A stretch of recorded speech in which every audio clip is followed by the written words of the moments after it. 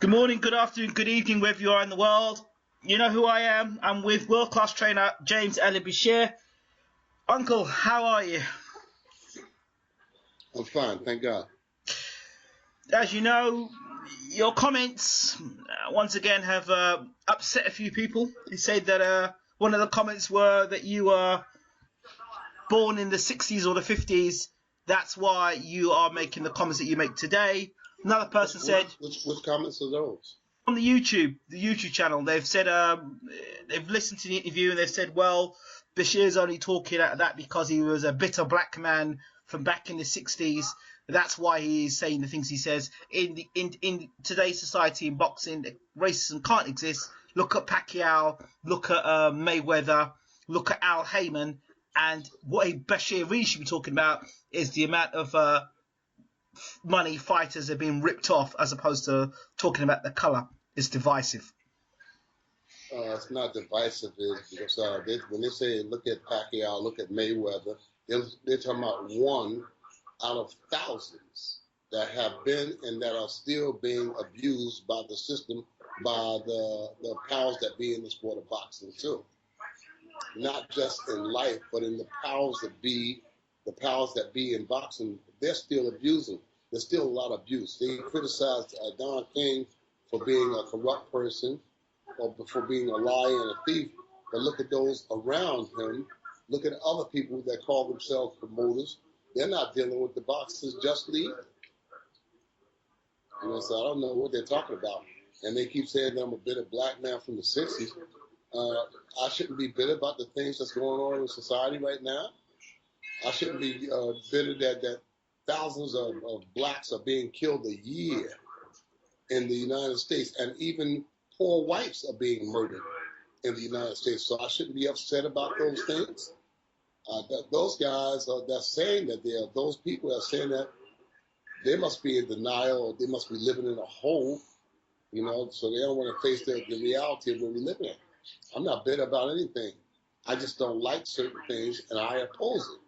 And I go and I audibly oppose it. I don't want to be one of those locker room cheerleaders. I'm going to voice my opinion because other people came before me, made it comfortable for me to be able to voice my opinion. The other criticism that a voice will put towards you was, well, Usyk and Klitschko you work with, but if they didn't pay you the money that they paid you, you wouldn't be working with them white boys. Say that again? They said that Usyk and Klitschko you work with, but you wouldn't be working with them white boys if they didn't pay good top dollar. Well, put it like this here. I work with a lot of black fighters, and if they didn't pay me my money, I wouldn't be working with the black fighters either. Does that make sense to you? Well, they're saying that you work more with the white fighters because they pay top dollar to you. Yeah, they see you more with white fighters than with black fighters. That's what they're suggesting now. That's not the case at all. Vladimir Klitschko and Alexander Usyk have respected me during the time that I've been with them. They have given me big respect, more so than the black fighters that I've been with over the years. Now, I don't hate black fighters. I don't hate Latino fighters. I don't hate Asian. I don't hate nobody. But I am saying that I want to work where I'm respected. And when I say respected, I mean in every phase of the word. Klitschko and Alexander Usyk are prize students to me because they listen to the things I have to say to them. Despite the fact that Jonathan Banks is the lead trainer for Vladimir Klitschko, you cannot replace wisdom. You cannot replace experience. And Vladimir is aware of that. You understand? There's no way that Jonathan Banks could be as knowledgeable as me when he's 33 and I'm 64. You understand? I have grandchildren that's Jonathan Banks' age. So I respect Jonathan from his boxing standpoint. But he has to respect me because of my wisdom that I've gathered over the years. if you live long enough, you gather a volume of wisdom that you can share with the young people that come after you. That's what life is about. Life is, in fact, a relay race. You know, I trained Jonathan Banks from a very young man. We met when he was a very young man. So Jonathan Banks respects me. Vladimir Klitschko respects me. Everybody in the Klitschko camp respects me. And whatever I request of Vladimir Klitschko, whether it be pertaining to boxing or just life itself, it's as though it's like to hear is to obey. Whatever I request from him, he's right there on it. So I'm thankful for that kind of respect, you know.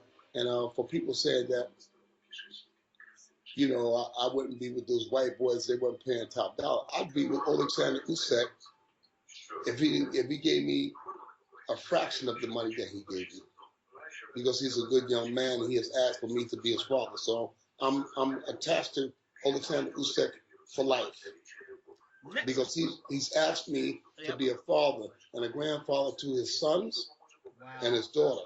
Wow. And that's a great honor for me. So I'm attached to him to death do us part. So money is not even an issue. It's we're a family.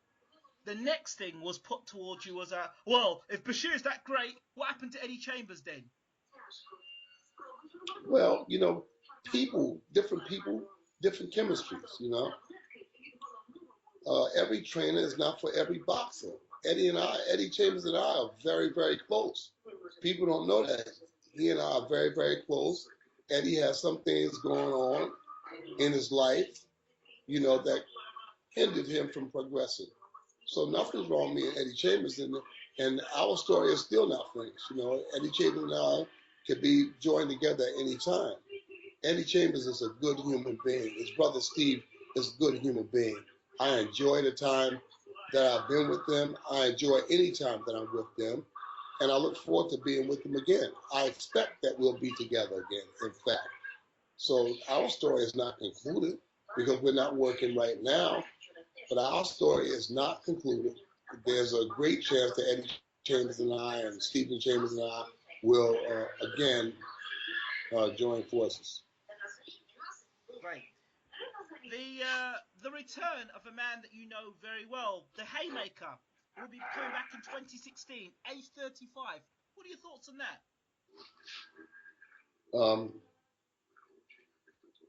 Can't say very much about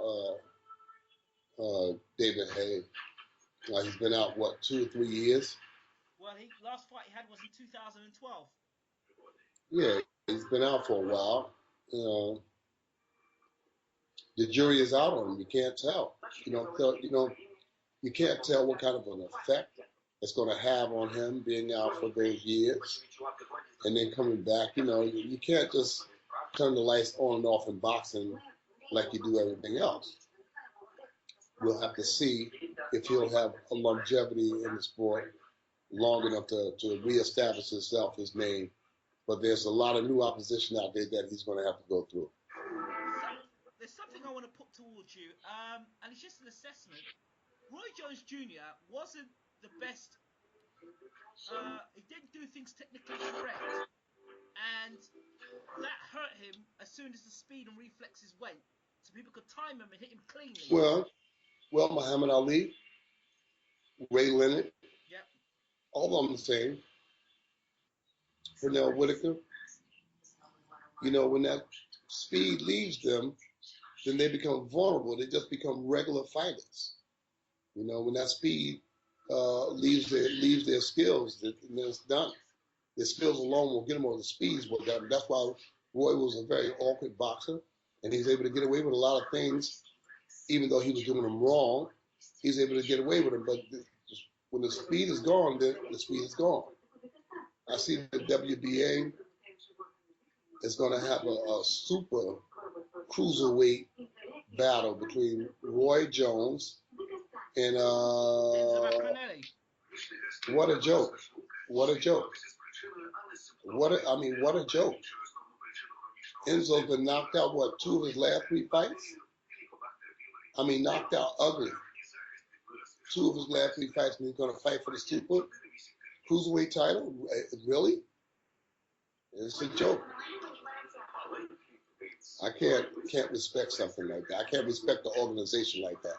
It's embarrassing. It's like the organization is some whore on the corner just pulling up a skirt for anybody that can come along and run up in her, you know? That's what it seems like to me.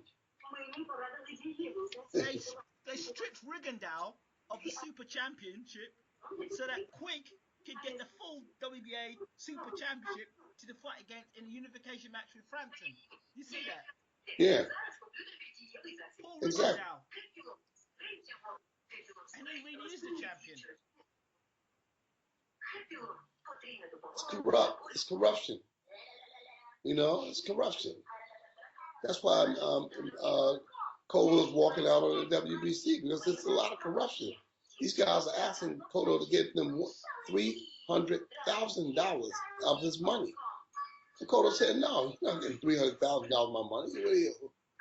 What are you on drugs? $300,000? Yeah, the WBC is asking him, according to all reports on the internet, that they want Cotto to pay them $300,000 out of his $10 million.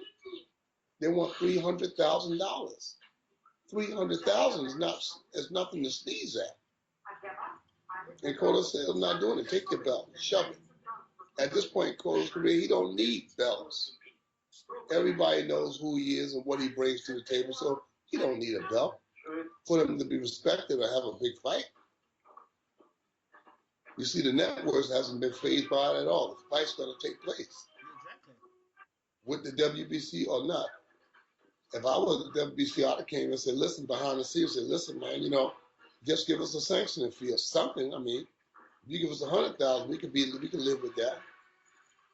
Like my mother said, she said, son, a little bit of something is better than a whole lot of nothing. Do you think it's just because they're trying to push this GGG angle? They just want him to become champion, and they don't want him messing around with Cotto. When you got corrupt people involved in running organizations, and they've gotten away with it for so long, and they think that they can continue to get away with it because they got the lawyers, they got the money, that we can push this off on the public. They don't know the difference, and they become arrogant. They become arrogant to the point where they're blatant, and people can see right through them. So touche for Miguel Cotto. Who's your money on for the night? Cotto or Canelo?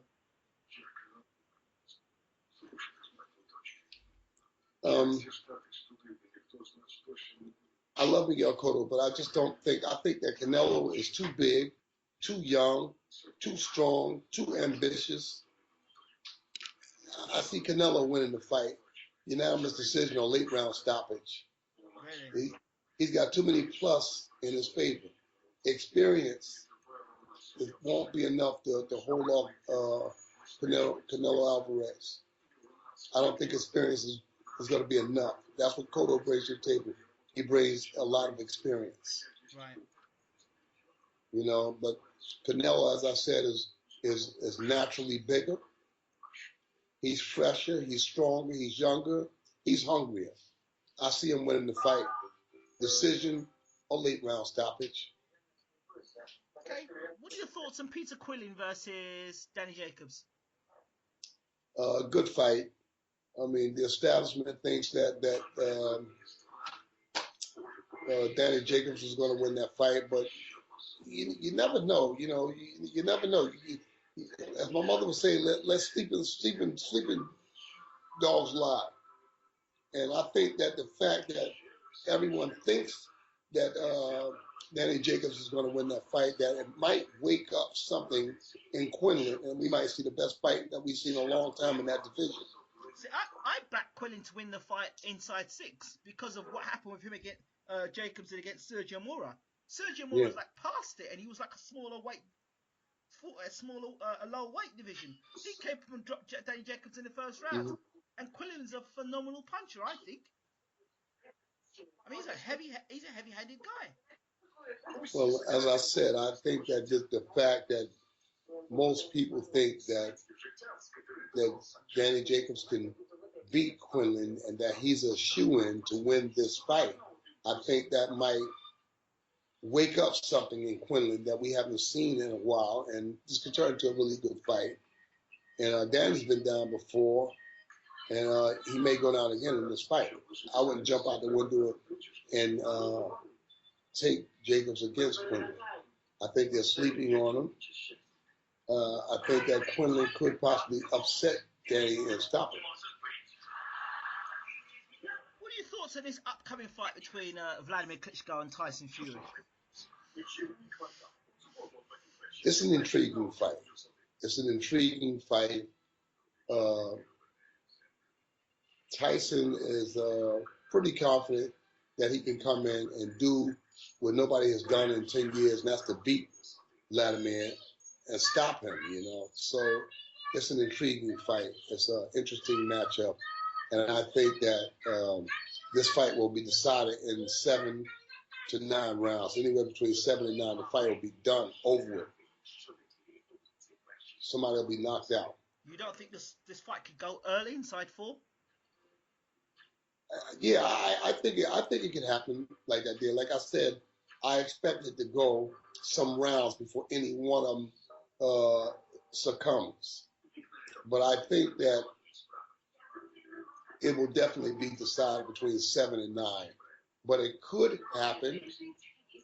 You know, when you got big guys like that there, it could happen. I wouldn't say that it couldn't possibly end in 4 or 3.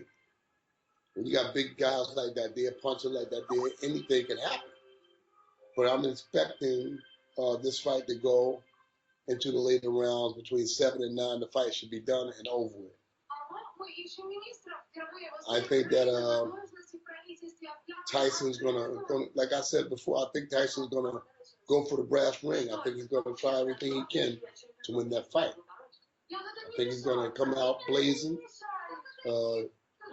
He's putting a lot of energy into the fact that he's 28. It's 28, right? Yeah. He's putting a lot of energy into the fact that he's 28 and Vladimir is 39. And Tyson's putting a lot of energy into that fact. You know, he's using the age factor as a great motivation for himself. And that might backfire on him. I think that he should just try to win the fight. But depending on him, Vladimir getting old in that ring, it's not likely. I was going to say, I looked at Vlad's last 2 fights again. Now, the fight he had against Pulev, rocked in the first round by the jab, then Pulev got taken out, of course, fabulously. Then the Jennings fight again, we go back where Jennings was able to get inside at times, work the body. Vladimir looked like he was tiring at moments in the fight. The body shot seemed to be having an effect. Looked uncomfortable when Jennings started trying to put pressure on Vlad. Are we seeing the signs of a fighter in decline? Because Vlad can't be at the peak of his powers now at 40 years old. He's going to be in decline from this point onwards. Surely. Nobody can be at their peak at 40, can they? I don't think that. I think that, like in the case with Bernard Hopkins, you never can tell. The way an individual lives and the way a person spiritually believes helps them in any given situation. And Vladimir Klitschko lives a pretty clean life, and he works hard in training camps. He works hard. He'll be prepared for Tyson because he knows what he's up against. You know, and that woke up the beast in him. I'm glad that Tyson has acted and conducted himself the way he has in the media, at the press conferences and so on. I'm glad he presented himself like that because he woke up something in Vladimir Klitschko that I haven't seen in quite some time. You know, all the fights I've seen of Vladimir, I haven't seen him really kind of go to war as such. I haven't seen somebody really put him against the ropes and really go at him.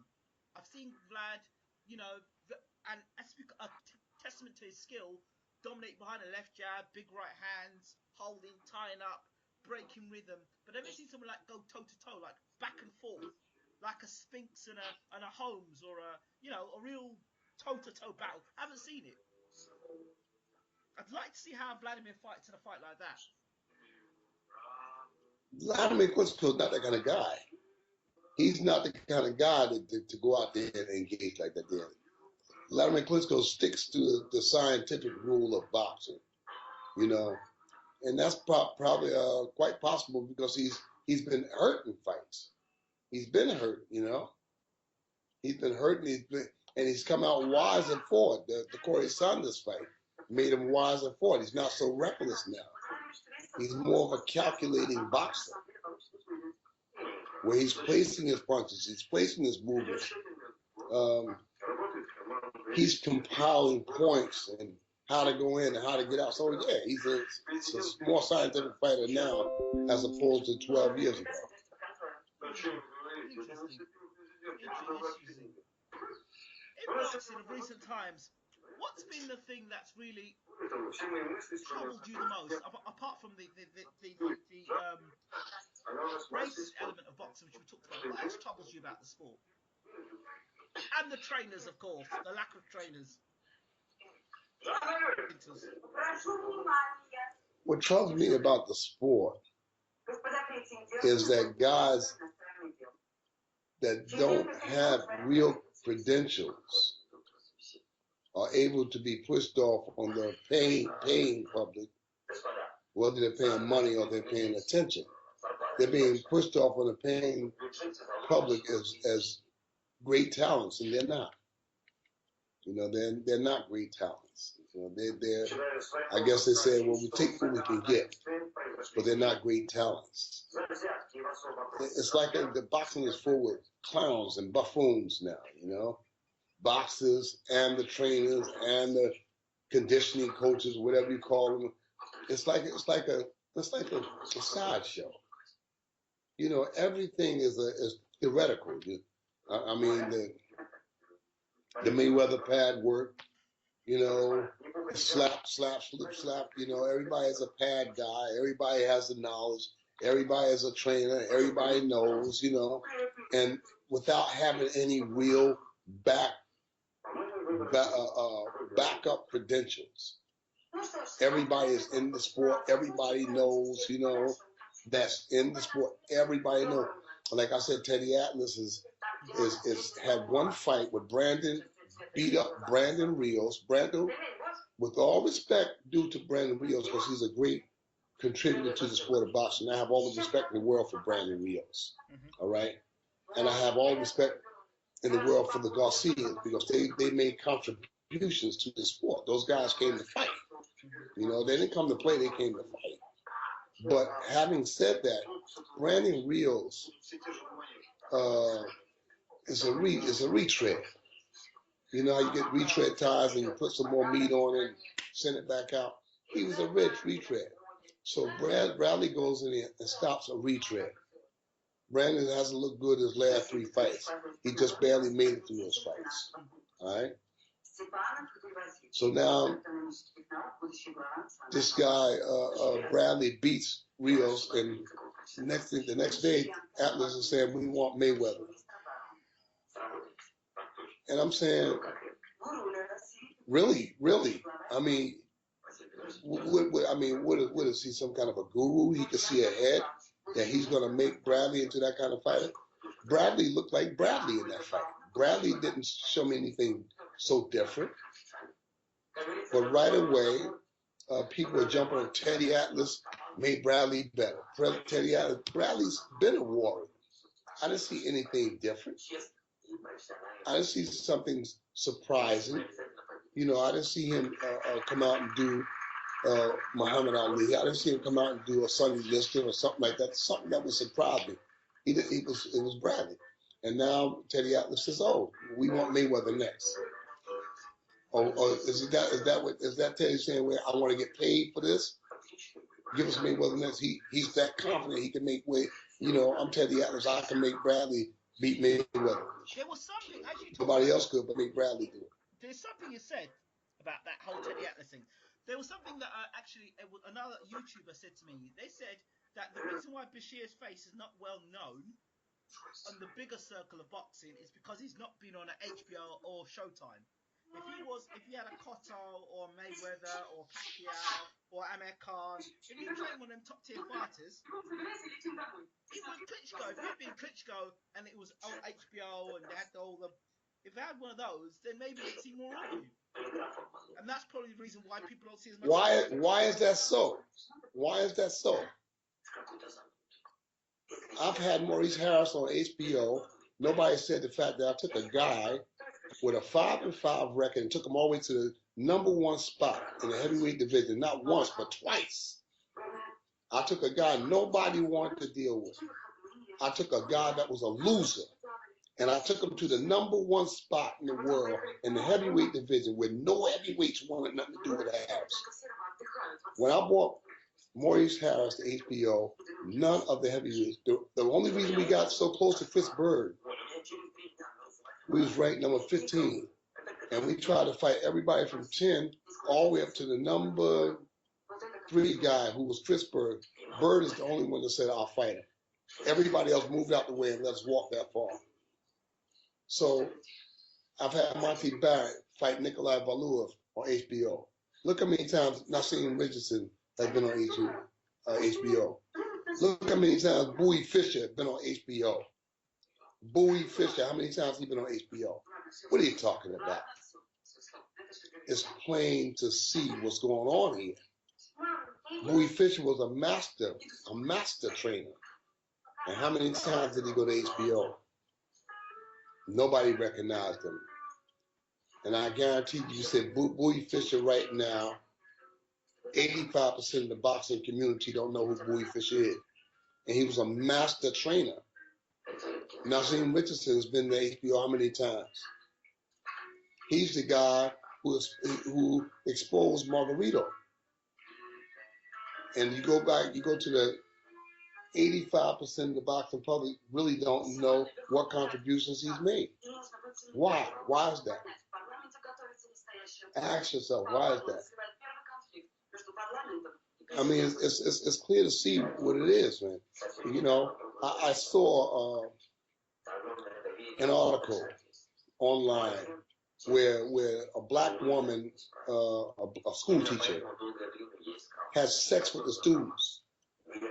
They gave her 30 years for having sex with underage kids. And then there was a white woman who got charged with the same exact thing, having sex with underage students. They gave her 6 months house arrest, 6 months probation. So, I mean, in America, I'm saying this in America, if you're white, you're right. I'm calling it how it is. If you're white, you're right. All right? Yeah. If you black, your ass is in trouble. All right?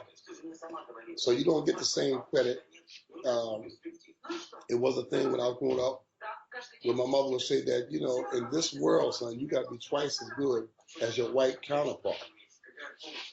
I said, well, what, if both of us bringing the same thing to the table, why got to be twice as good? She said, that's just the way it is, son. And she would say that with tears in her eyes. She said, that's just the way that it is. Twice as hard to get paid the same amount of money or less. You know, it's just sad. It's just sad that after all of these centuries and all the contributions that have been made, it's just sad that you can't do things. You said, the guy said, well, maybe if I was on HBO with a moral fighter, this and that, this and that. It doesn't negate the fact that I'm a knowledgeable guy. It doesn't negate the fact that I've labored all these years.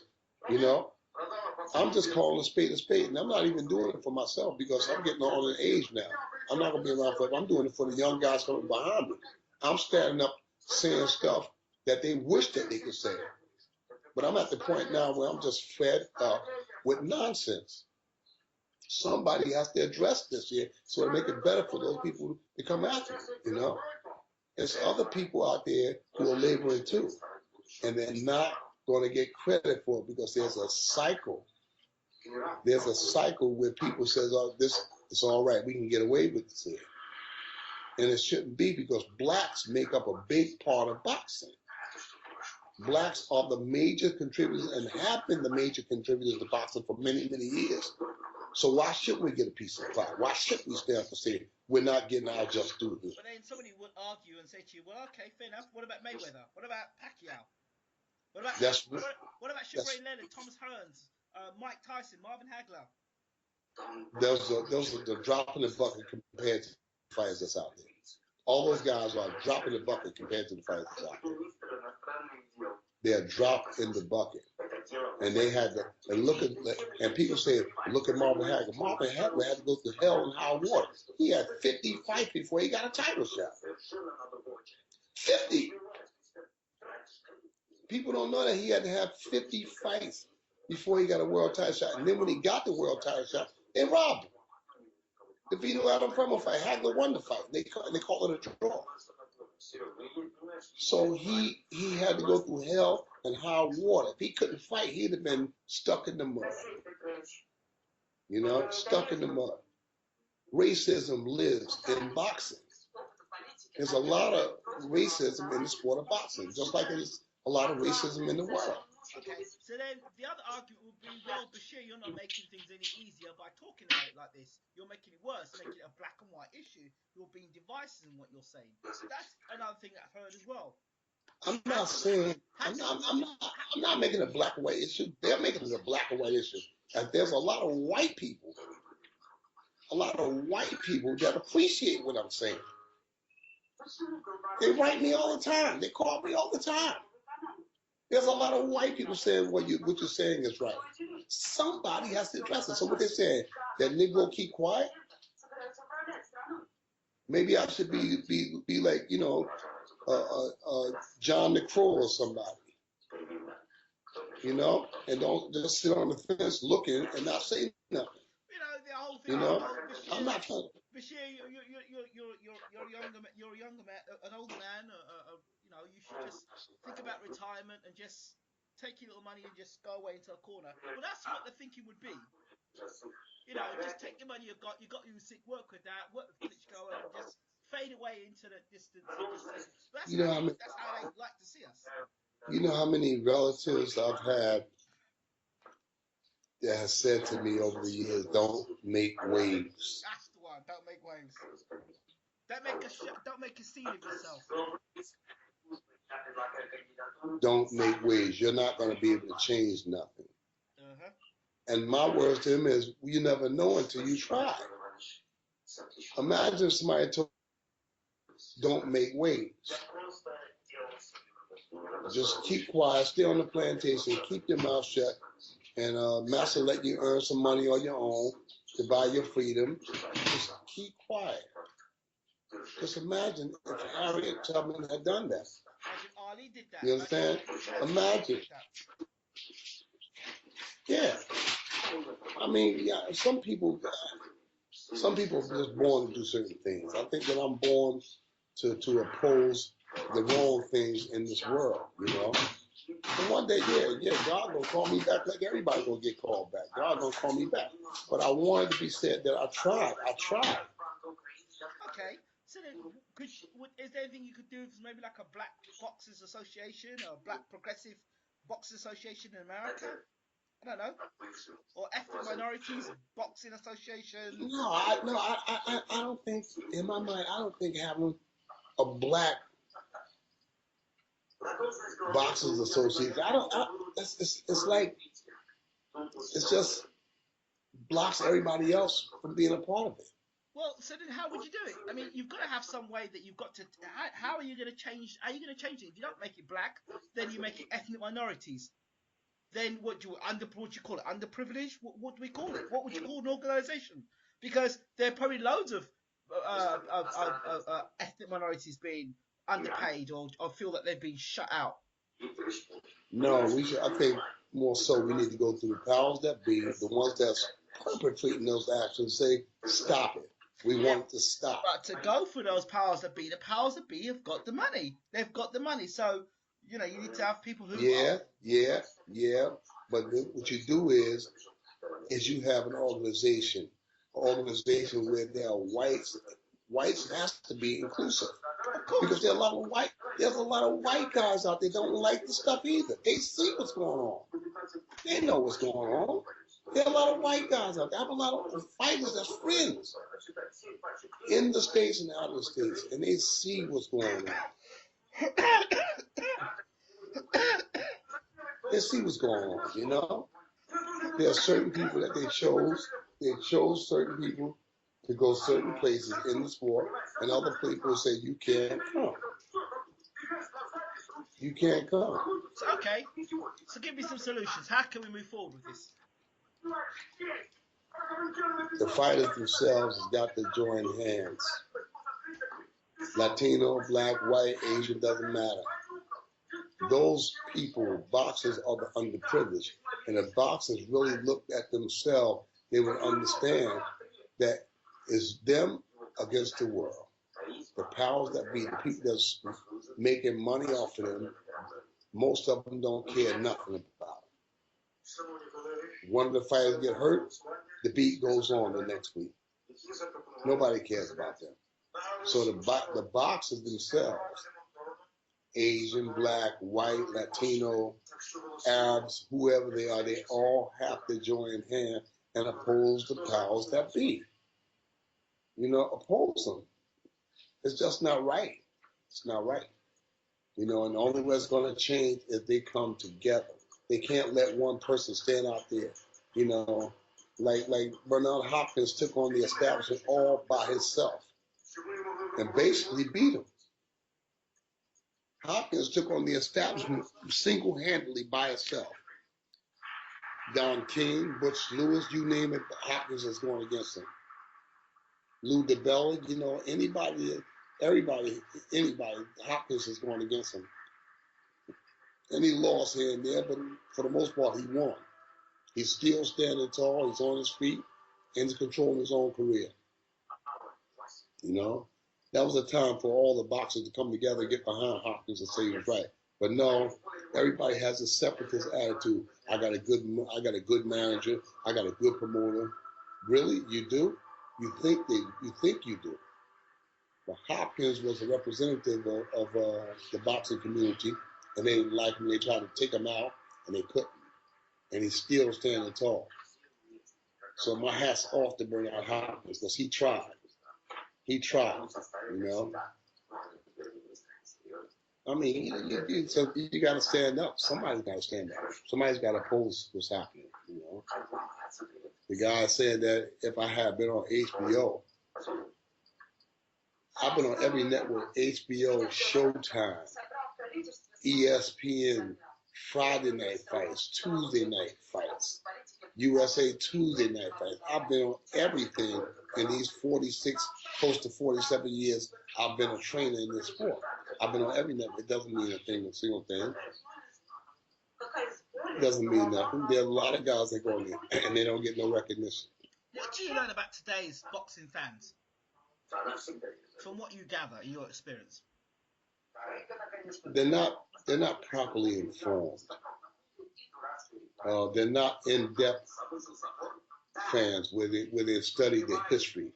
I mean, dating back. You know, they might do a little research online or something, but they really haven't sat back and watched the videos or watched the social stories that surrounds the boxers.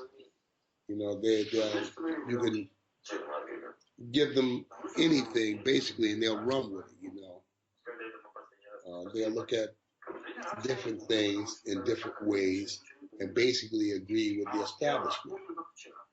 I see online, people are always putting online, if you had to choose a trainer, would you choose Floyd Mayweather, Emmanuel Stewart, Freddie Roach, or Nacho Bernstein?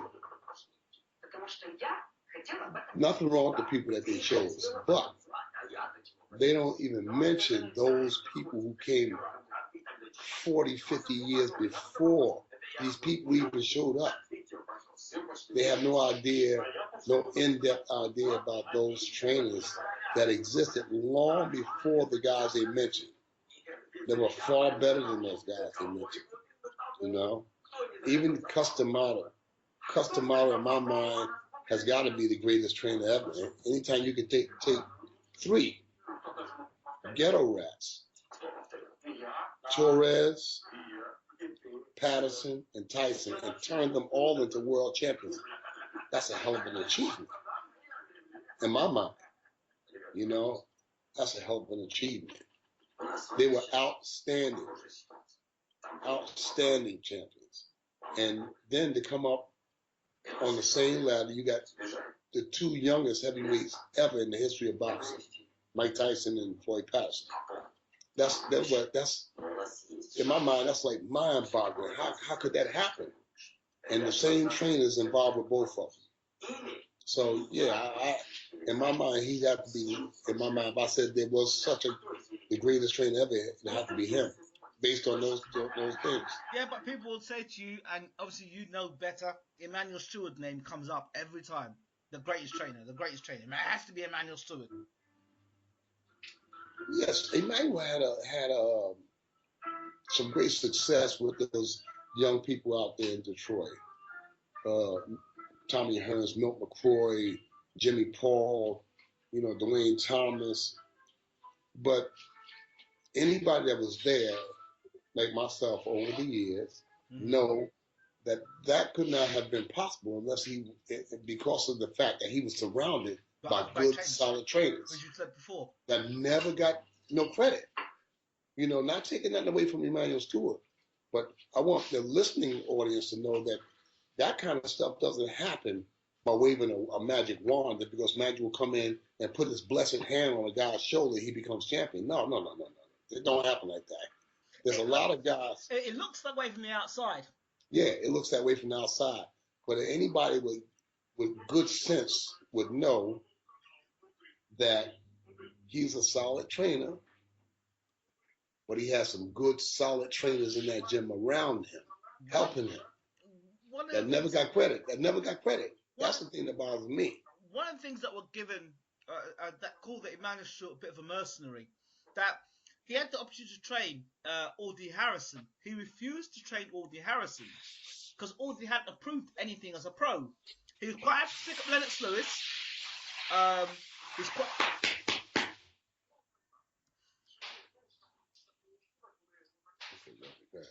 He was quite happy to pick up Lennox Lewis. He was quite happy to pick up Evander Holyfield. He was quite happy to pick up what's his name? Oscar De La Hoya. Those are 3 fighters. Quite happy to pick up Naz, because all of those guys there that were picked up were guys that already had proven credentials, all world champions. So they say Jermaine Taylor, Kermit Cintron, all of these guys. If you just go through the whole thing, I mean, it's always somebody that had credentials. So he was a smart, astute guy rather than a great trainer, because those guys already had the potential there and proven potential or class, rather than Audie Harrison. Yeah, well, most people say he's an opportunist, and I guess. Yeah. I mean, Emmanuel was a great opportunist. I don't knock him because he was an opportunist. He had the opportunity to do certain things. You had Jermaine Taylor. You had Kermit Cintron. Over the years, there's been numbers of fighters that came into the gym, the Crump gym, that were already fighters. They were already fighters, and they said, well, Emmanuel made them better. But Emmanuel and company made them better. Emmanuel and company. Luther Burgess, Walter Smith, Bill Miller, all of those guys that hung their hats in that Crump gym. Guys that I took a lot of my pages from. Walter Smith, Luther Burgess, and Bill Miller.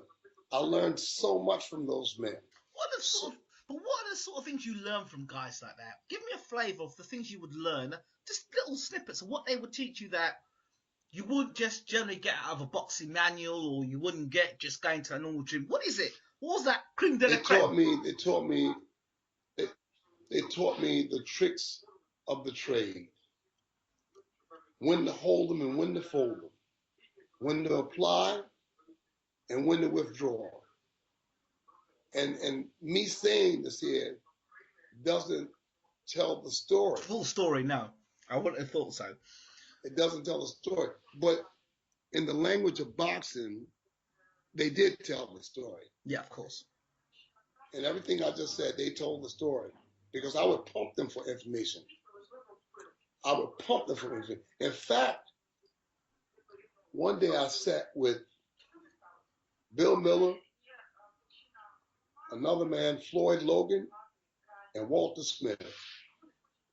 The first time I come into the Crunk Gym, many, many years ago.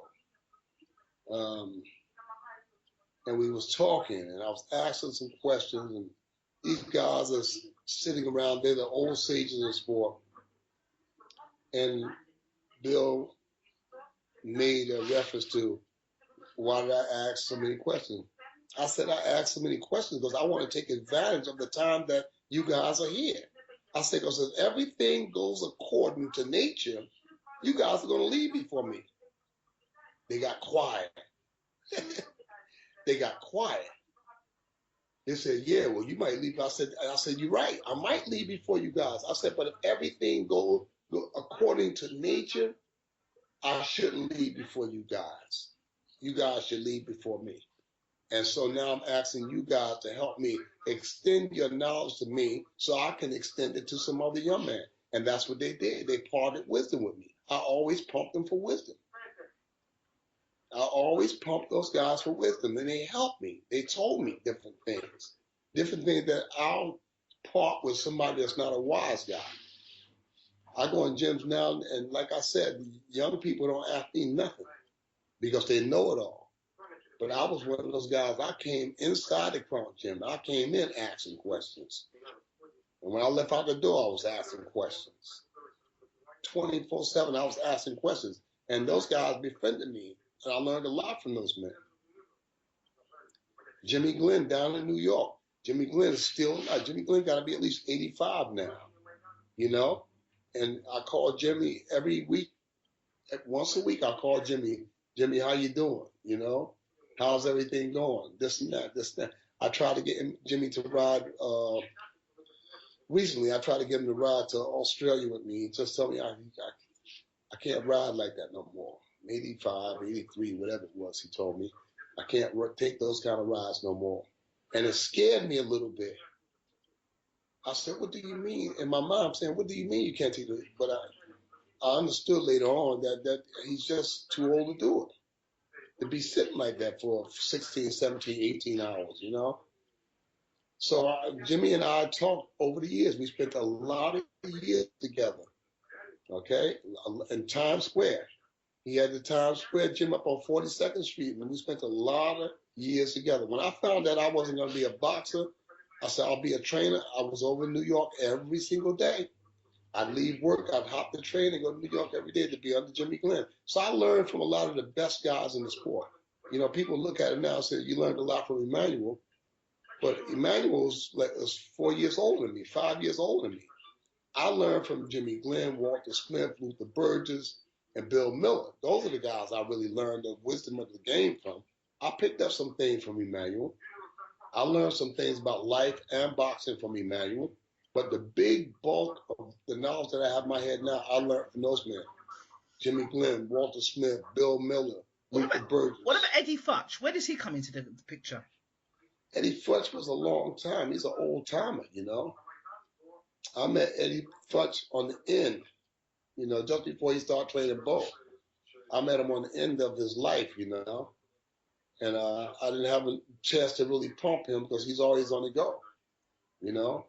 But again, Freddie Roach, after Eddie Futch passed, Freddie Roach went into California, and boom, the Wild Card Gym is born.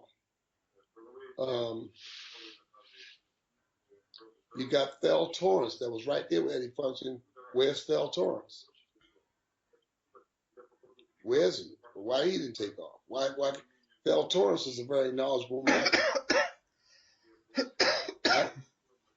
Yeah. You got another guy. You got Tommy Brooks. Tommy Brooks, I spoke to him recently. He's a knowledgeable guy. He's been around. Spoke to him recently. He's been around the game a long, long time and was a pretty good boxer himself. You know, the guy said, why he didn't blow up? Well, why Tommy Brooks didn't blow up?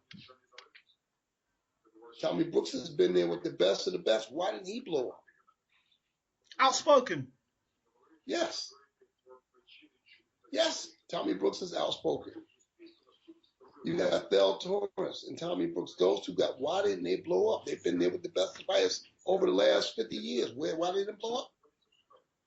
But then somebody come up to you and tell you about Teddy Atlas and about Freddie Roach.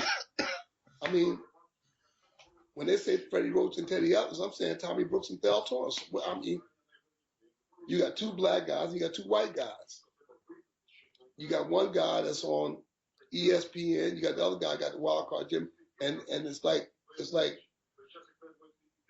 their book is the Bible in by which all boxers and boxing trainers have to go by. Somebody actually mentioned that Al Heyman got rid of Teddy Atlas on Friday Night Lights or Friday Night Lights. Friday Night Fights. Yes, it was Al Heyman that took him off there. I thought he was still on there. That's what I heard. That's what the guy said. Because Bashir's talking about blacks and whites, and he said, "Well, Al Heyman's put an end to Teddy Atlas on that show." Well, I mean, Teddy was made comfortable in that job at ESPN, because if a black guy had made as many mistakes on ESPN as Teddy made, they would have fired him a long time ago. They were asking for examples of the mistakes that Teddy Atlas made. Give us some examples. I'm sure you know some classic examples. No, the example is how many mistakes he didn't make. That's the example. What?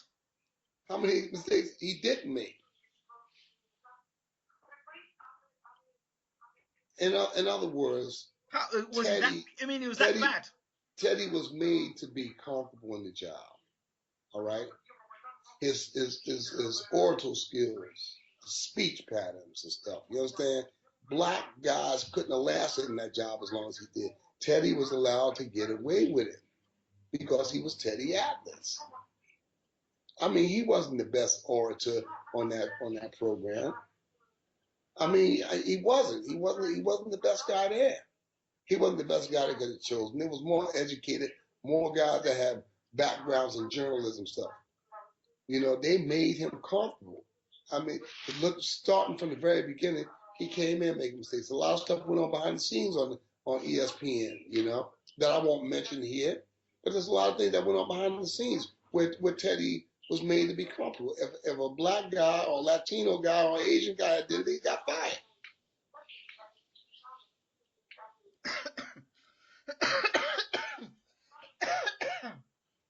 You know, they would have got fired. You know, we ain't heard the end of this, right?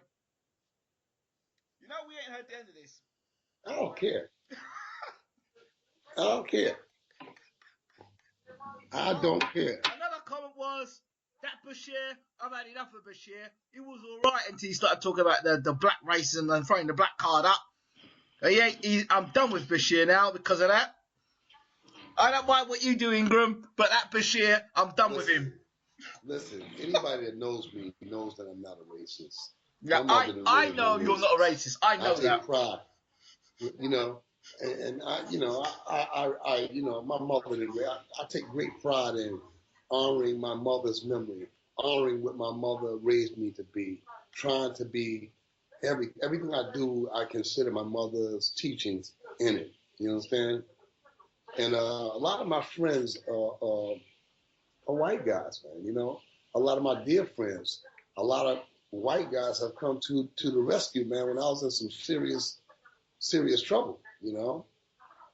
And when I say trouble, I mean trouble in many capacities. You know, they have come to my aid. You know, come to my aid. And one of my dear friends listens to your program all the time, you know. And he's just right there all the time. He's right there all the time, anytime I need him. And he knows me. You know, I've lived in his house. He's taken me into his house with his wife, his son, and I've lived in his house. And he wouldn't take 10 cents from me. Wow. You know, he wouldn't take 10 cents from me. He wouldn't take no rent from me, nothing. Fed me, you know, took care of me like I was a member of the family. So all that I'm racist It's malarkey. Anybody that knows me personally knows that you're not a racist. Ron Ruther, Vinny Lamana. So there's a bunch of guys out there, you know. Vinny's son, who I've known since he's a little kid, now he's a fighter. You know, his son is a fighter now. All these people know me, and they know me from years ago, and they know what my heart is. They know what my character is. They know I'm not a racist, but they know that I hate to stand by and allow racism to take place in my presence without me addressing it. So I say the things I say, and I mean them from my heart, you know. I say those things I mean them from my heart. And I say, wait, I want to make one point. Okay. You got Teddy Atlas and Freddie Roach. Why not Tommy Brooks and Thel Torrance? What's wrong with that picture? What's wrong with that picture?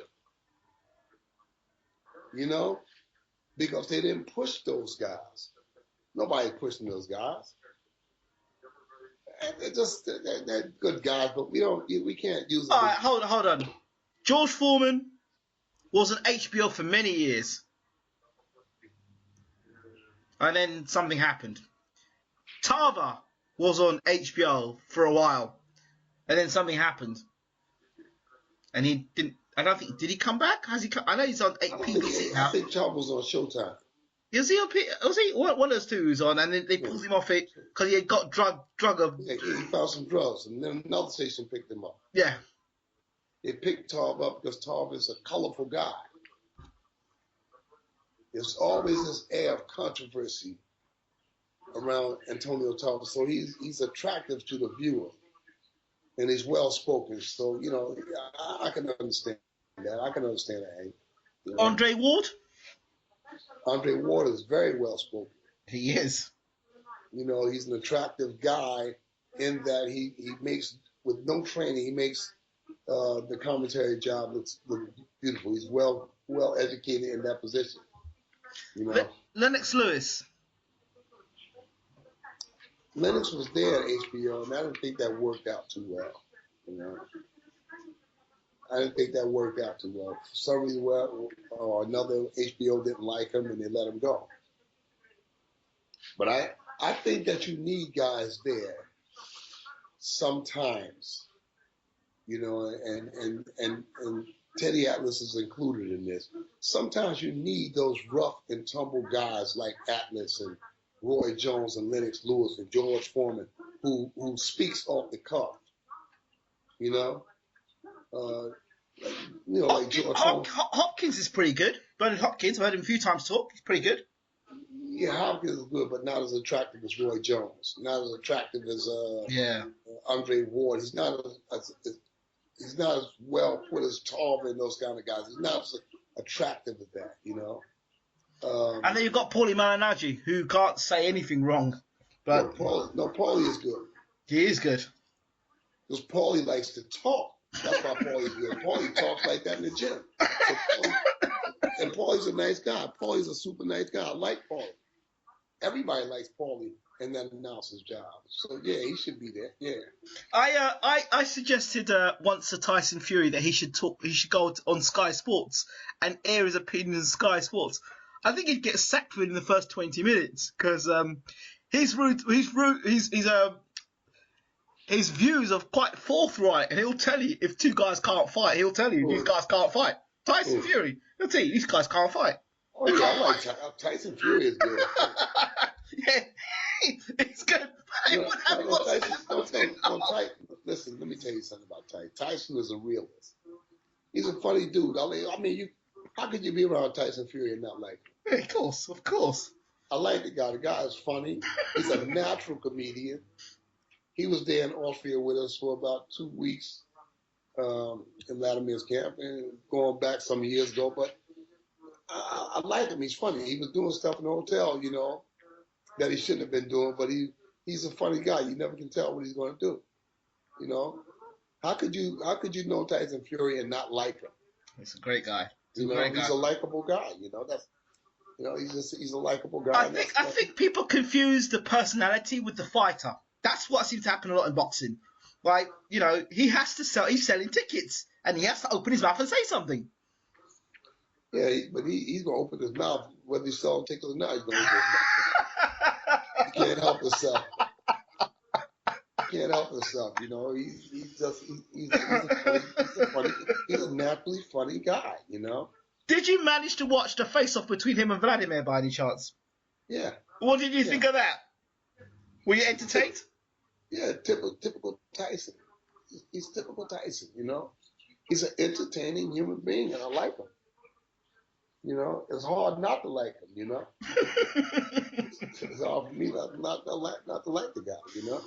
How does he differ to David Haye in terms of the way they're both doing a lot of talking? But what do you see is the difference between the two? I don't mean in height and size and stuff, but the difference. Tyson implements humor, some humor into what he's doing. Right. David's just talking loud, you know. But he infuses humor into what he's doing, and that's what makes him more acceptable.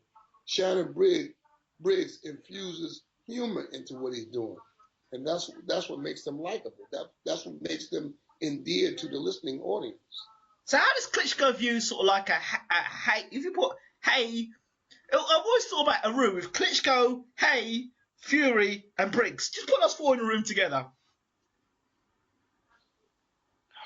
I wouldn't want to be there. I wouldn't want to be there. I wouldn't. And Vladimir wouldn't want to be in there either because Vladimir would just Vladimir would be like the Antichrist in that room now. You know? Now you got Haye, Shannon, and Tyson, and they have a good time, but you'd have to exclude Vladimir Klitschko from that room. Vladimir's just not that kind of guy. I don't think Fury's got no time for Haye, so you can chuck him out of the room. But you put Fury and Briggs in a room together, that'd be something.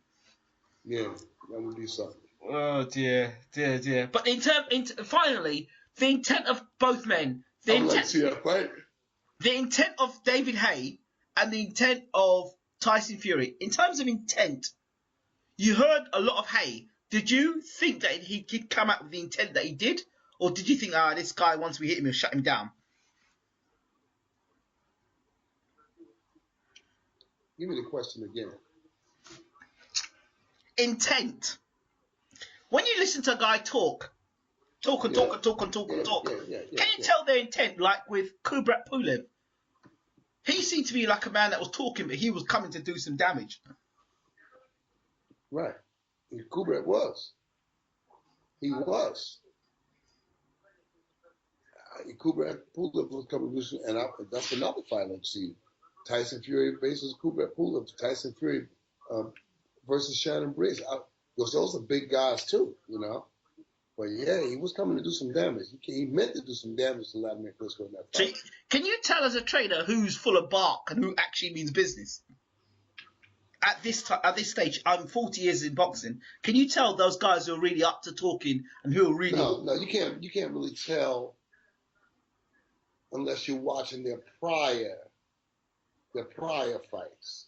Right. If you watch the prior fight, then once you watch all the previous fights before they got to the particular fight we're talking about, then you can know whether they're serious or whether they're just barking.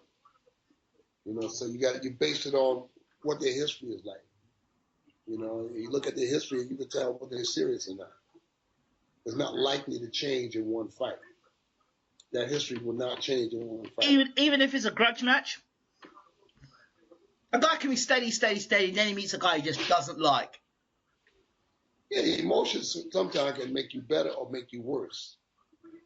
You know, but a good professional, a good, well-rounded professional will not let the emotions get in the way of business. You know. Uncle Bashir, thank you so much for talking to Bayloric TV. Oh, no problem. Anytime. You know, we can get together and find out what's going on the YouTube channel. Or you can send me some links and I'll listen to what these clowns are saying. And I call them clowns because they're not looking at the world through a real lens. But you got an audience down in Italy throwing bananas at black people somebody up in Italy calling a lady, a woman at that, an orangutan, and then the powers that be said, oh, it's all right, he's within his rights. That's okay in your parliament. So that's telling you the black people in that community, y'all ain't got a chance. Here's a woman in parliament that we're allowing them to call her an orangutan. In America, you can't get away with that. You call somebody in parliament an orangutan, you're done. Your constituents is going to get your ass out of here. You got to go. You have to go. We cannot stand by and let loud again. You're up on Capitol Hill and you call somebody, a black person, an orangutan. Really? Wait, did they call Obama stuff in the houses? They called Obama all sorts of racist names. Not outright. Not outright. Nobody said nothing outright. But I've heard people mention it. Oh, he's this and he's that. When people call me, when people call me derogatory things like that, there, I say, you know what you just said? You just said your father's an orangutan. But that's where I am with your father. So you careful when you talk about. Oh God! You know what I'm saying? I'm your father. That's right. Just watch what you said, because I'm your father. Now look. Richard Pryor said before he died in one of his skits. Yeah. He said that black people were the oldest people on the earth. He said, I didn't say it. He said a white anthropologist, Dr. Leakey. All right, you Google Dr. Leakey, anthropologist. Google that. Listening audience, Google that. Dr. Leakey said that the oldest bones that were found, I think the bones was called Lucy. It was well-preserved bones that they found down there. And they said these are the oldest bones ever found. So that means that black people are the fathers of all people. Everybody came from us. Now, I know right there in your listening audience now, people are this nigga, he's talking, this nigga's running his mouth, and he doesn't. We are the oldest people on the earth, and everybody, we fathered y'all. So next time you throw in a banana, you say you throwing bananas at your father. All right? Your fathers and mothers, that's who we are, your father and mother. So be careful how you treat us. All right? You never know. You see how the world is being taxed now? I saw an article online where sea turtles are drowning. Yeah, they're finding sea turtles washed up on shore. Wow. Because they're drowning because of global warming. Don't know how this thing gonna work out. Nobody knows how this thing gonna work out. Now it's fashionable in America, and this is not any offense because I had a question put to me today concerning homosexuality and lesbians and how do the Muslims treat people who are homosexuals and lesbians. I have homosexuals and lesbians in my family, my immediate family. Mm-hmm. Mm-hmm. And the Prophet Muhammad, sallallahu alaihi wasallam, peace and blessings be on him, said that we have to treat all people, human beings, kindly and respectfully, regardless whether we agree with their choice of lifestyles or not. We are compelled to treat them kindly and protect them from harm being done to them. And that includes the lesbian and the homosexuals. You understand? I ain't going to no parties, no weddings and all that. I ain't doing that. But I'll protect them and I'll treat them cordially and I'll treat them respectfully. How else can people like myself get close to other people if I don't treat them kindly and treat them with respect? Because they probably think that I wouldn't treat them kindly. No, that's not the case. The Prophet Muhammad, peace be on him, instructed the Muslims to preserve the houses of worship, the Jewish synagogue, the Christians' church, and even the Muslims' mosque. You have the Shia and the Sunni fighting all over the world, No. We have to preserve mosques, houses of worship, all houses of worship. we have to show respect. We have to show respect for every religion and every person. That's the mercy, that we've been taught, that we've been given by our Lord, Allah, and his messenger, Muhammad, peace be on him. This is how we're guided. So, yeah, we grow, Nobody's perfect. Nobody's perfect. We live and we grow. The things I say from my heart. I say it because I believe, not because I'm trying to stir up anything. But we got to be careful about what we do to each other. All the people in this world, we got to be careful because now we got the sea, the glaciers and the icebergs are melting at a rapid pace, and everybody seems to not be paying attention to the sea. But this is some serious stuff. They said 2/3 of the earth is water. We don't want too much water now because it can get pretty bad. Mm-hmm. It can get pretty bad. When you got sea turtles that's drowning, you got to ask yourself a question. That's like an alarm clock going off, and you're not answering the alarm clock. If you got sea turtles that's drowning, so that's something to be alarmed about, So we have to be, all the people on earth have got to be a little more compassionate. You got this person over there, this person over there, this person over there. We got our clan over here, we got our clan over there, and we don't want this over here, and we don't want that over here. And you calling people orangutans, and you got the soccer player playing, and you got people yelling insults. One of the soccer players threatened to kill one of the fans or something because he just had enough. He had enough of people threatening him and spitting on him and throwing things.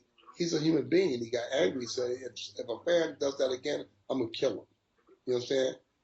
And everybody put the spotlight. He said that he would kill a fan. Never mind the fact the fan had been spitting on him and throwing bananas and other obscenities at him. Never mind that. But he just honed in on. He said he's going to kill him. Would you think that he should just let them keep doing that shit? It's not on. We as a people got to get together. We got to get together. We've got to get together. I'm just calling a spade a spade. And I'm sure there's other people out there who feel like I do, but they just don't have the nerve to say nothing. Well, if you're going to say something, now's the time to do it. Because I'm out here blowing against the wind by myself, A lot of people sweat at it, You used to see George Foreman and Larry Merchant get into it on HBO all the time. Really?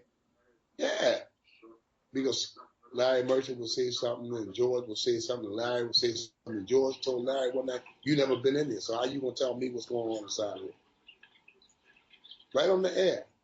He said, I know what I'm talking about. I've been up in there. You never been up in there, so how you going to tell me what's going on inside of it? Right on the air on HBO. Ooh. And you could see it was tension building up. That George had enough of Larry saying things. Larry was an instigating guy, and he can get under people's skin. And George had enough that night. And George said, I'm telling you that this is not right, that's not right. And Larry said, but George, but George said, you haven't been in there. The referee kept breaking the guys up. And Larry Merchant said, oh, they keep holding too much. George said, they're tired, and they're hurt. Both of them has hurt each other. Yeah, they're going to grab and hold.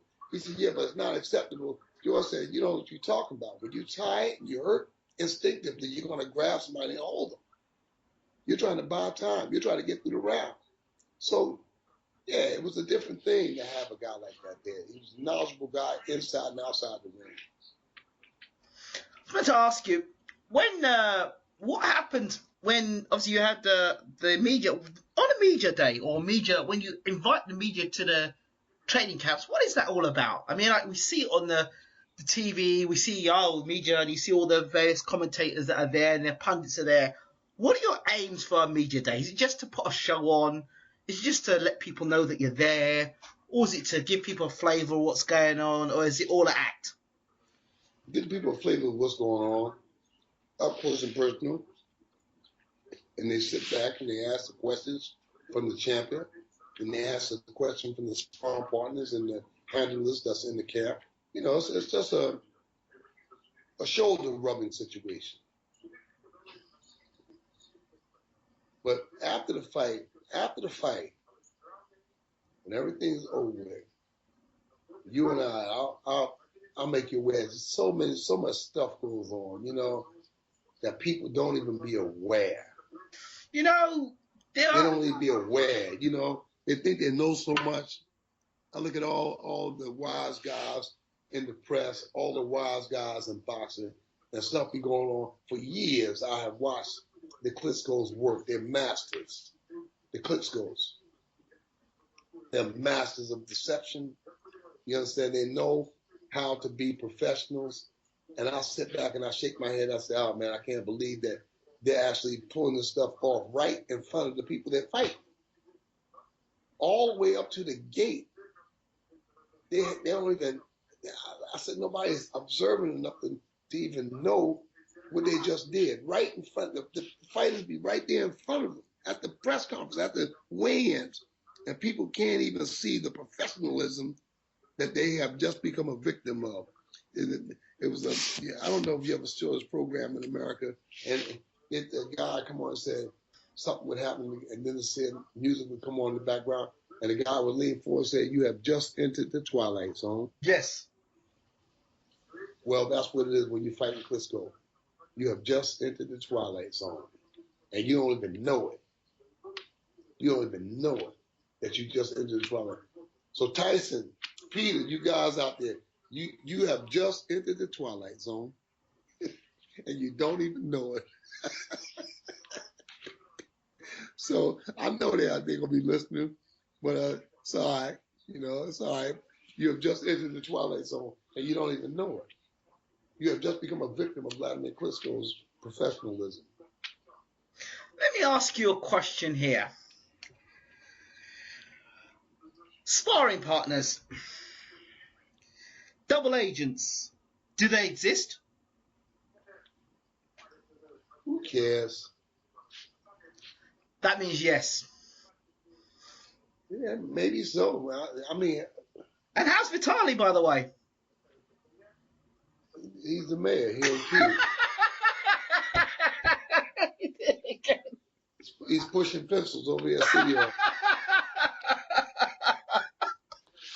I'm going to keep asking that question. I'm going to keep on every time we talk. Yeah. How's Vitali? He's over there pushing pencils. He's a good guy. I think what I need to do, I need to try and get some sort of pictures of him to see if he looks really slim or he looks really fat. If he looks really slim, then I know he's definitely been in camp. But if he looks fat and a bit podgy, I think, nah, he won't be in camp. Vitali Klitschko never looks fat and podgy. He's in shape. He's in good shape. He stays in shape. There's good shape. There's good shape and there's exceptional shape. No.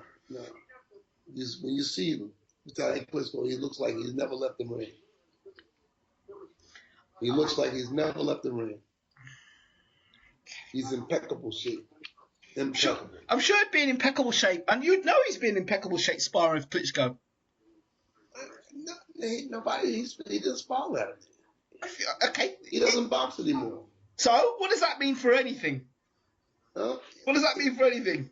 He hasn't had the gloves on. He just does his little workouts and stuff, but he's in good shape. You can have a move around. You can have a move around. Stand up, put your hands up, throw the jab. Even stick it. Listen, if I were a trainer today, you're the fifth guy that says to me, I know that Vitali's in camp boxing Vladimir Klitschko. Why would he come to camp to box Vladimir Klitschko? Because he'd use the jab. He's got the height. He's got one of the best jabs in heavyweight boxing. They're not going to box each other. Who would think that? I tell you what, because I saw a video of them working out and sparring together. If I'm right, was that not when he was preparing for Tony Thompson? I'm sure he had Vitali in camp with him training. I think they were both champions at the time as well, and they were both sparring. But I do remember those first 3 weeks we in camp down there. We keep the doors closed because we're working on different things with our stamina and stuff. It wasn't because Vitali was there. We keep the curtains over the doors and stuff because we want to work on private techniques of our own. It wasn't because we were trying to hide the fact that Vitali Klitschko was in the camp. So Vitali Klitschko was in the camp then? No. Before this fight is made, you're going to end up saying, yes, Vitali Klitschko was in camp with us. So what? That's what you'll end up saying. That's not going to happen, my friend. I'm gonna try. You know? I'm gonna try. So who would you say has got the best jab in the camp?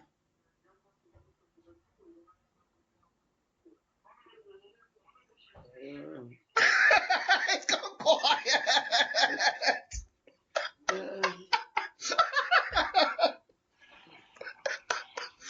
No comment. I forget the guy's name. He's got a good jab.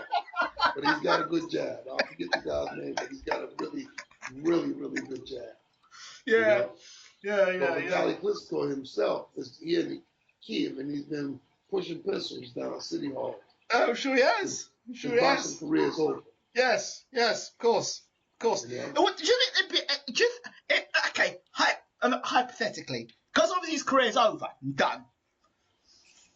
Let's say, for example, Tyson caused the upset and he knocked out Vladimir Klitschko, this huge sensation, and then Vitali was ringside and he saw it and he got mad. Because, you know, Vitali gets mad, yeah? Is there any possibility that maybe Vitali would get mad and say, I want revenge for my brother, and he'd come out of retirement to fight Tyson? You know, I think that Vitali Klitschko is retired. It won't be no need for him to come out of retirement because that's not going to happen. Yeah, I'm just saying, you know, hypothetically speaking. No, I don't know. I mean, you don't know. Of course you know. I mean, you know those guys really well. I know. Hypothetically. Not going to happen. Okay, let me ask you a better question. Tyson's going to put up a good fight, we expect. And then he's going to go quietly home.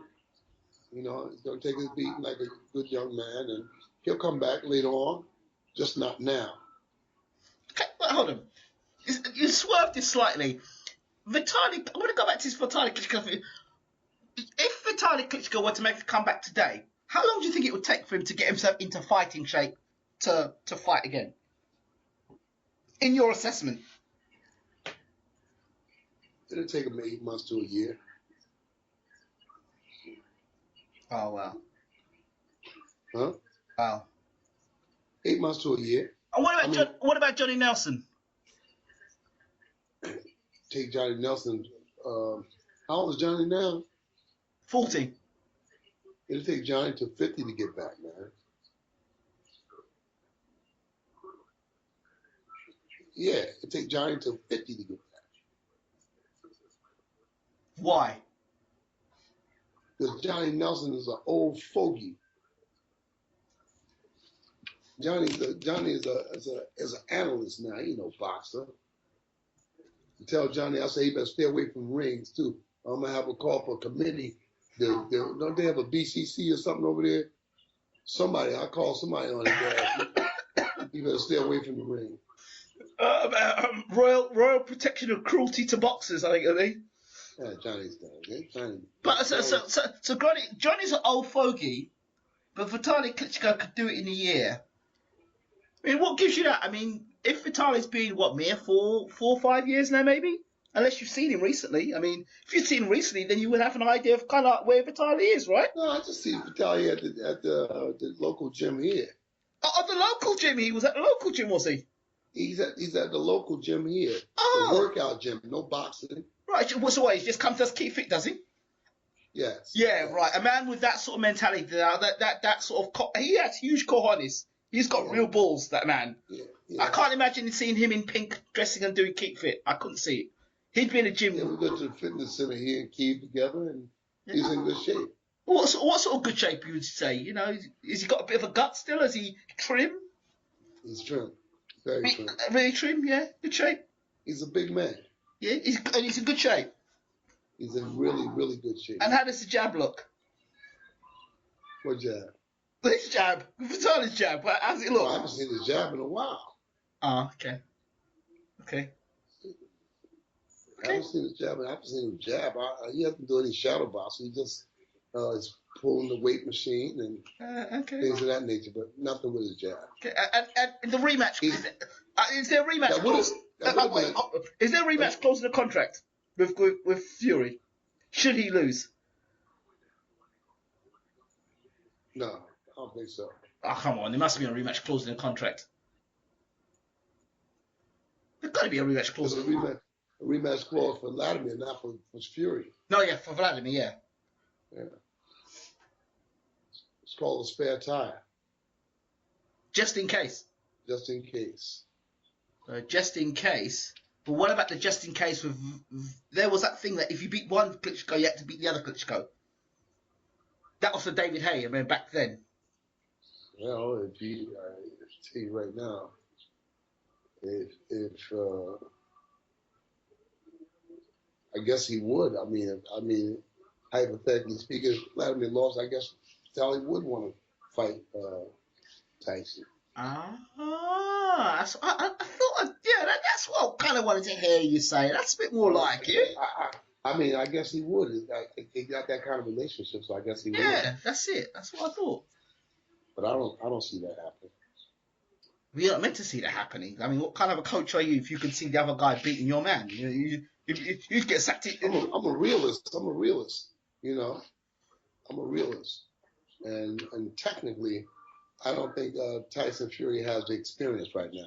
I think that he could be a heavyweight champion one day, but I don't think he has the experience now. I think that he's taking this fight prematurely based on the people that he's fought already. I don't think he's prepared for what he's going to see in that ring that night. He thinks he is. That's only natural. He's a fighter. And all fighters think that, yes, I'm ready. My time is now, you know, but I don't think he's had the tools. I don't think he's had the guys in front of him that's going to prepare him for a guy like Vladimir Klitschko. I don't think he's fought nobody that could prepare him for that. Listen, 36 minutes. Experience is only good if you can use it. As Gary Mason once said, experience is only good if you can use it.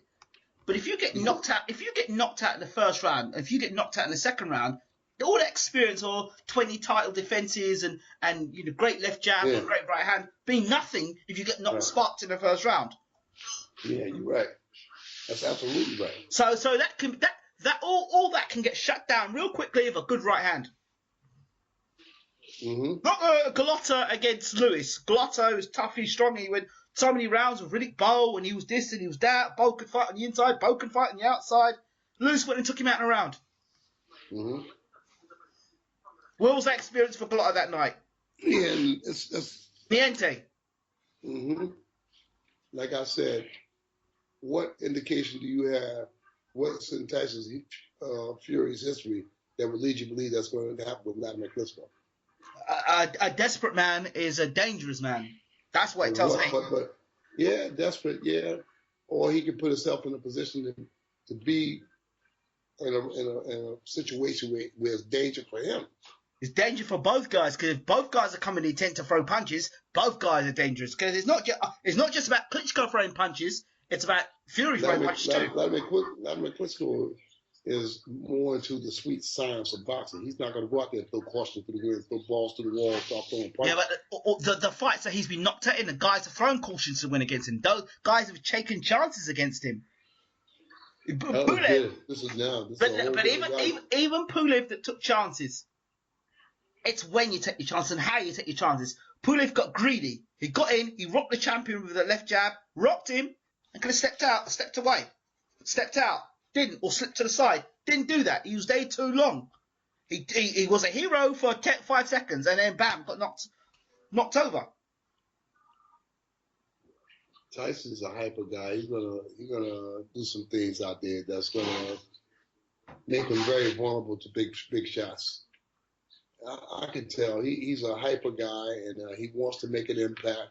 He wants to go out there and take charge, and in doing so, he makes himself vulnerable to some big stuff. And all Vladimir Klitschko got to do is land once or twice on Tyson Fury, and then in comes soon man. But I also say, if you take away a man that likes to control, yeah, that is true about Klitschko. But Klitschko's also a man that likes control. I don't believe once you take control away from a man who doesn't know, a control freak, if you can take away those elements of his control, then they start to panic. If Tyson can take away the element of control from Klitschko, that's key. But once Klitschko starts getting on them toes and he starts getting up on them toes, he starts getting that jab going and starts bouncing around that left hook stuff, I turn the TV off and I'm walking out. That's it. As soon as I start seeing Klitschko getting on his toes and bouncing around, boop, controller's going off and I'm walking out the room. I don't want to see the rest. As soon as I see Klitschko doing that stuff, bouncing around in that Klitschko rhythm, Holyfield had that sort of rhythm as well when it starts bouncing around. You know, Peter, and those guys, they're gonna have some surprises up their sleeve. We look forward to that. You know, who wouldn't? This is the heavyweight championship of the world. Okay, if I were we got some surprises to sort of be a surprise full night. If I were coaching against Klitschko, these are my tactics. I see what you got. You're not going to reveal it, but for me, if I were coaching Klitschko, if I were coaching a guy to fight Klitschko, I would tell him to be first with the jab. I'd be telling him to be first with the jab, and to use plenty of feints. Let Klitschko throw his jab. Make him feel aware. Let him be aware. Every time he throws a jab, something's coming back hard at him. Hit him, hurt him early. Let him know that he can't just throw any sort of punches. Think about it. Keep him thinking. Think him defensive, not attacking, defensive. Put the fear of God in him. Make him remember them nights that he was on the canvas scrambling around looking for his gumshoe. That's what you got to put into that man's head. Don't let him get that sort of confidence where he can get up on his toes and do that stuff. It's not easy, of course, because there's a certain mid-range is where it's dangerous for Fury, I think. Anything you want to say about that? Listen, man, I have to go to work in the morning. I'm tired.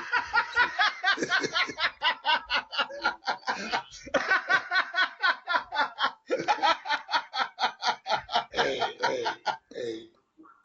To Peter and Tyson and Huey and those guys. Yeah. Good luck to y'all, man. Y'all gonna need it. Y'all gonna need it, man. Cause we got some surprises for y'all asses, man. We got some surprises for y'all. I know they back there salivating, thinking about they got the cat that swallowed the canary, but we got some surprises for your asses. Oh man, I want to just tell you just one of the surprises we got for them, but I'm gonna wait until afterwards, man. We got some surprises for his ass that night. You understand? Now I know they're gonna come in there. I know. Hey, look. The truth of the matter is, Tyson Fury is a good fighter. All right, he's a good fighter at this level, at his level. But in my mind, I just don't think that what he's got, what he's bringing, is going to be enough to win the heavyweight championship of the world. Any heavyweight can hurt another heavyweight if he lands. But I think that in the end, Vladimir Klitschko will retain the heavyweight championship of the world. I think he'll retain it. I'm just pushing to find out more. I want to fight because I've got to put a prediction video together, and I'm just trying to push you and try and find a little bit more from you. Push Pete and try and find a little bit more from him, just to find out where things are at. And now I had a prediction video, and I ain't so sure now. I was well set on my prediction video. Now talking to you throwing me completely off my prediction video. This guy, Tyson, like I said, he's going to land some punches. But he's going to have to take some punches to land some punches. And that's what we're going to hang our hat on. Those punches that we deliver. You know what I'm saying? We're going to deliver some punches that he's had nobody in front of him that punches the way Vladimir Klitschko punches. Not a single person in his career. We've had guys in our career who's punched like Tyson or even harder than Tyson. All right? I think Sultan Ibrahimov punched harder than Tyson. Ibrahimov. I think he punches harder than Tyson. Tyson's a big guy. But having said that, if Tyson and Huey wasn't so big, they wouldn't even be a story. But they're big. These guys are huge, and that's what makes them a story. But if they were 6 feet, 6'2", there wouldn't be no big fanfare about them. Tyson can box. To be a big man, he can box and he can move. But we got some medicine for that too. We got some medicine for all that slick moving, all that slick going to southpaw and coming back to left. We got some medicine for that. I just go back to, I remember a long time ago, Muhammad Ali said that, he said that fear. Something about fear. He said, without fear, there couldn't be no courage. He said, without fear, there could be no courage. You know? Ali also said champion liars are champion fighters.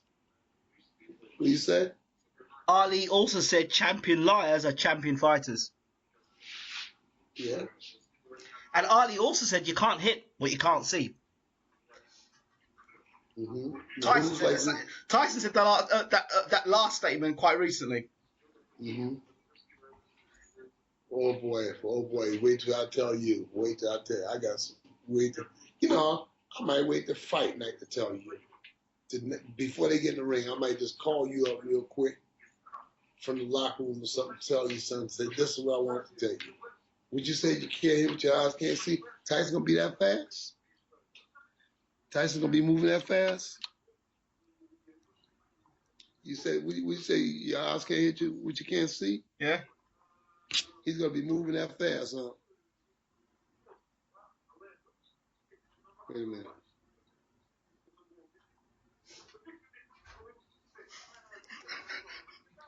He's gonna be moving that fast, huh?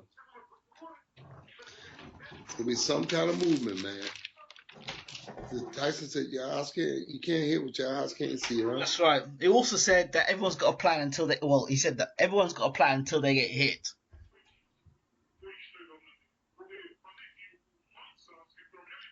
Right.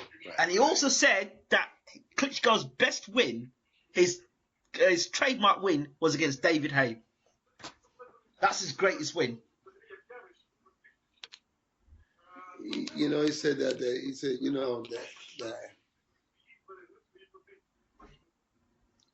He said the absence of the courage is not fear. He said the absence of courage is not fear. He said it's just the medicine that's used to defeat it. All right? Mm-hmm. Absence. He said courage is not the absence of fear. He said no, it's just a medicine that is used to defeat it. You know, those things, it makes sense to me, you know. You need one to have the other. It's going to be a fight taking place in that ring next week. You know, next weekend, not this weekend, next weekend, it's going to be a fight going on in that ring. And I think that it's going to bring out the best in Vladimir Klitschko. It's going to bring out the best in Vladimir Klitschko. It's going to bring out the best in Tyson Fury. You know, he'll be better off for this fight. I think he'll be better prepared to be champion in the future after this fight. But, you know, I'm hoping that Vladimir Klitschko is going to come out on top of this fight. And I suspect that he will, you know. I suspect that nobody knows what's going to happen when that bell rings. Nobody knows. But I suspect that Vladimir Klitschko will find a way to win, as he's done on so many other occasions. He's a master. He's a master in that ring, and I suspect that he's going to find a way to win that fight that night. I also look forward to you meeting Peter Fury. That's going to be quite interesting. You and Peter Fury talking and locking horns. That's going to be interesting. No, me and Peter won't lock horns. Peter's a rational guy. Yeah, I don't mean. And I'm a rational guy. Lock horns meaning meet one another, talk. Oh yeah. I look forward to it too. Yeah, Peter seems to be a nice guy. Tyson, all those guys are nice guys, man. You know, this is just a boxing match between two guys that got it in for each other, and that's just the business of boxing, you know. But yeah. When Peter buy me lunch after the next morning after the fight, he could just buy me breakfast or something. We'll sit down and talk about what happened. Tyson, you can come down too. You can come down too. And tell Tyson I'll have some smelling salts for him. Oh, dear. Shit. He's a funny dude. He's a funny dude, you know. Yeah, I mean, all I'm interested in. Let me ask you a question before I close this off. If Peter Fury didn't exist, would you have ever trained Tyson Fury yourself as a fighter? With what he's got? He's a talent. Yeah, I train him. I train Tyson. I can teach Tyson a couple of things about the sweet science of boxing. You know, not saying that Pete is doing a bad job. You know, I think I got a few more years in this profession. I think I got a couple more things up my sleeve that Pete don't even know about yet. You know, but yeah, Tyson and Huey.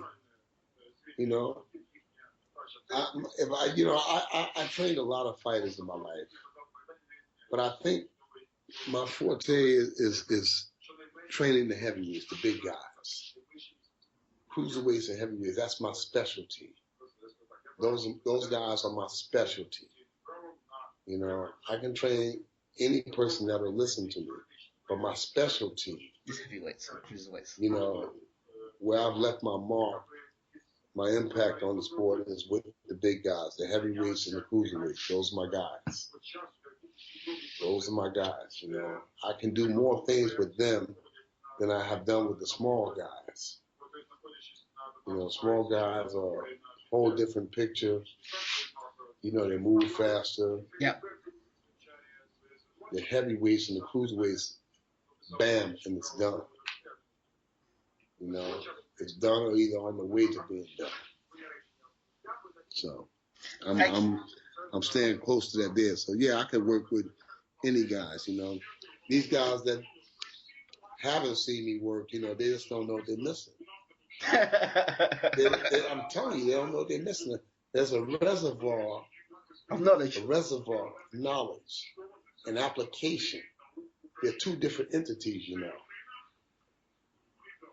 Knowledge. One, yeah. Application. Yeah. Knowledge is up here. Application is put it into practice. That's applications up there too. Really? Yeah. Okay. Knowledge is up there, and how to apply is up there. Everything comes from the control center down to put that into the science and physicality. You understand? But then you can knowledge it and apply it, but you've got to be able to make the adjustments depending on who you're dealing with and the characters you're dealing with. The application, isn't it? Yeah. To know something is one thing. You understand? You can look at a video and see how I drive a car, but try to get in the car and drive it physically. So you got to have that ability to apply what you know. A lot of people know something, but they don't know how to apply. Some people know how to apply something, but they don't know nothing. You know, it's very difficult to work. You know, the two of them, has to be a marriage between the two of them in order to be confident to go forth and work with it. Yes.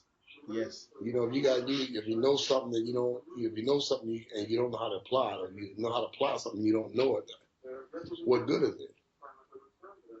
You know, it's just like I said, the components that make up the anatomy.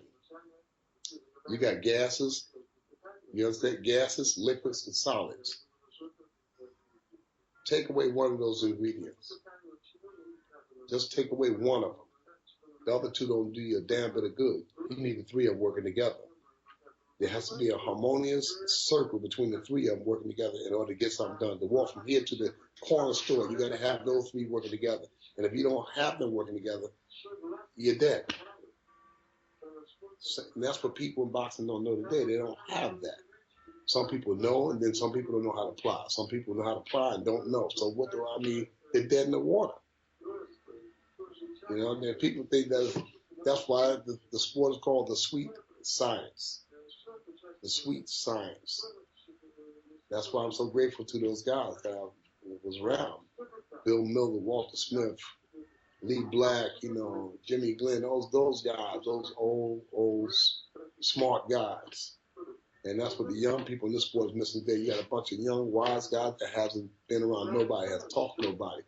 And I'm looking, I'm all over the place.